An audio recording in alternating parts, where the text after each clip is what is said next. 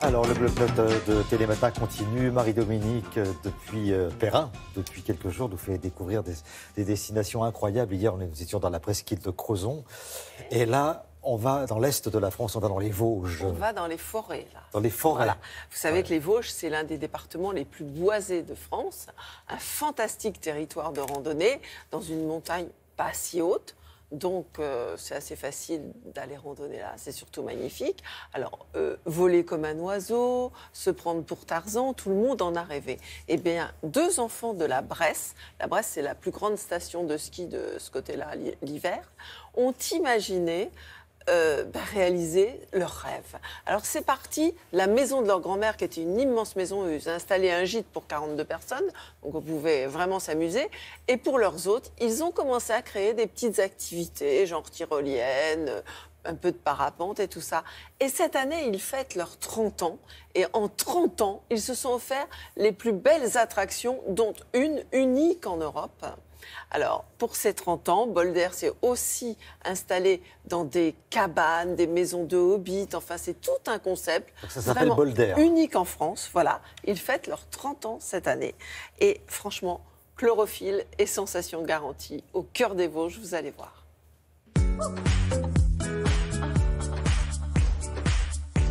Des forêts au vert profond, des lacs bleus et puis des ballons. Pays de brume et de légendes qui prétendent que Charlemagne venait chasser dans ses sous-bois giboyeux. Le massif des Vosges est aujourd'hui le terrain privilégié des randonneurs. Les plus sportifs d'entre eux éliront, hiver comme été, la Bresse, étalée au pied de ces montagnes. Là existe un lieu à part, Bolder, un concept qui fête ses 30 ans cette année. Mais comment cette histoire a-t-elle commencé ? Ça a débuté en 1987. Petite école de parapente, Régis Laurent qui découvre ça un jour. Il est rentré en parapente comme on peut rentrer en religion. Il a monté une des premières écoles de parapente massif. Et puis les parapentistes qui venaient en stage, il fallait bien les loger. Donc c'est des structures d'hébergement qui sont venues en plus. L'école de parapente s'est transformée en hiver en location de ski pour tourner toute l'année. Et puis au fur et à mesure, des activités sont venues se greffer à tout ça. C'était vraiment des sensations là au cœur de la forêt. Régis et Jocelyne, un couple pionnier du tourisme vert dans les Vosges. Ces deux-là ont le feu sacré. Au fil des années, quand d'autres sont restés scotchés aux acrobranches, eux sont passés à la dimension supérieure. Comme on avait une jolie forêt, mon mari a eu l'idée de construire des cabanes. Et depuis, pour Nathalie, son métier est un bonheur au quotidien. Je suis employée à recevoir des gens, à faire plaisir aux gens dans un cadre extraordinaire.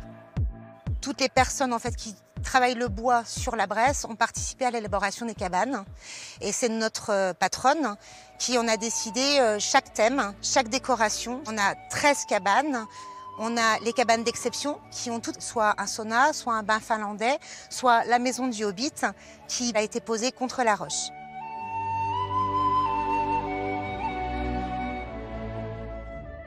Et puis nous avons toutes les cabanes dans les arbres qui, elles, ont chacune un thème. La cabane du pêcheur, la tribu perchée qui peut accueillir jusqu'à 11 personnes, l'explorateur, rêve de gosse, et la Don Suisse qui est une réplique fidèle des maisons d'après-guerre. Sur le parc, cette année, on va être 72 à travailler cet été. Là, on monte à une douzaine d'activités maintenant. On essaie d'avoir une nouveauté chaque année, que ce soit en hébergement, en activité. Là, on est sur un simulateur de parapente, donc une première partie avec un masque de réalité virtuelle pour vraiment voler au-dessus des Vosges. Et donc une deuxième partie avec plus de sensations où on peut monter jusqu'à 4 G de force centrifuge. On a aussi le fantasticable, durée de la descente 1 minute 10 sur 1 km 350, c'est peut-être la première et là on a vraiment l'impression de voler comme un faucon. Dès tout petit, on vient vivre ces aventures dans la forêt. On peut faire des circuits dans les arbres, aller dans le sentier pieds nus. Accessible à tous, des petits pieds nus aux grands barbus. Depuis 2-3 ans, on a eu comme nouvelle activité la Boulderline, donc cette tyrolienne venue d'Australie. Tyrolienne à virage, 900 mètres de long et là on a des 720 degrés, 360, des ruptures de pente. On descend entre les arbres, c'est vraiment unique en France. Hein. Pour en faire une autre comme ça, il faut aller dans le nord de Sydney. Donc là c'est vraiment une activité vraiment sensationnelle, mais accessible à tous à partir de 6 ans, on peut le faire.